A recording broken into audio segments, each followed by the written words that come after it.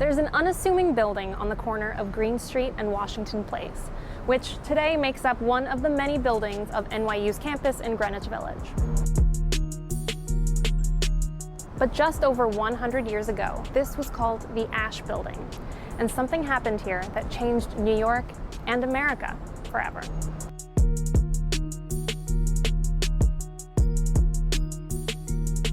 The Triangle Waist Company had a garment factory on the 8th, 9th, and 10th floors of the Ash Building. So this was the Triangle Shirtwaist Factory. So first off, what is a shirtwaist? A shirtwaist is a woman's blouse that was very fashionable at the time.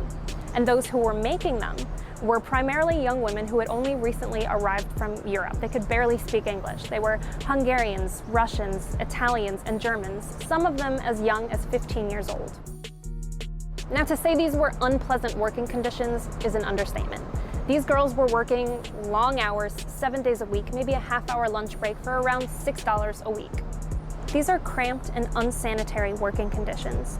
Such poor working conditions that the owners had actually locked the fire escape exits to prevent interruptions of work.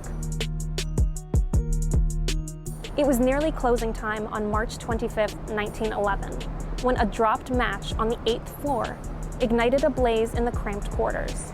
Soon, the top 3 floors of the 10-story building were up in smoke, and in less than 20 minutes, 146 people were dead. Now, when the firefighters finally got to the blaze, their fully extended ladders only reached to the 6th floor, so they could not reach those upper floors.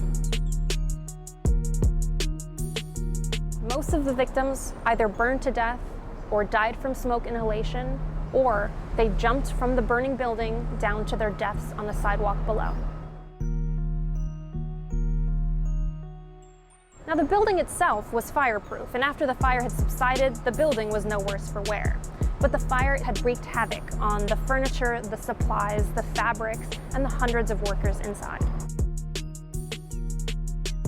In 1911, death was not uncommon in the workplace. In fact, an estimated 100 people died every day on the job. In fact, there had already been strikes to improve working conditions of garment factories. In the fall of 1909, shirtwaist makers went on strike. Over 20,000 garment makers took to the streets demanding a 52-hour work week, increase in pay, and payment for overtime. But factory owners still refused to back down. Now, all of the noise that these shirtwaist factory workers were making caught the attention of suffragists. And so they all rallied together in what was a sort of broader feminist struggle. Now, by this time, public opinion started turning against the factory owners, which led to a lot of them conceding demands. And in February of 1910, the strike was finally settled for many of the other factories and their workers. However, no agreement was made here at Triangle. Management did not concede to their workers' demands for simple things like functioning fire escapes and unlocked doors. And then, in 1911, the fire happened. Over 350,000 people joined in the funeral march for all those who had lost their lives in the fire.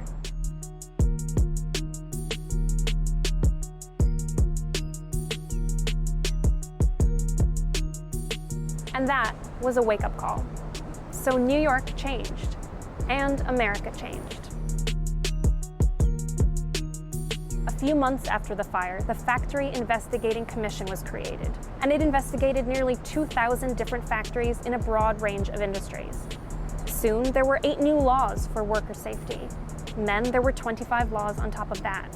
And then there was the New Deal, which created things like the National Labor Relations Act, which found American workers more protected than ever seen before in the nation's history. But for the 146 who came to America for a better life, their death was the catalyst for improvement of working conditions for the millions of workers who have come since.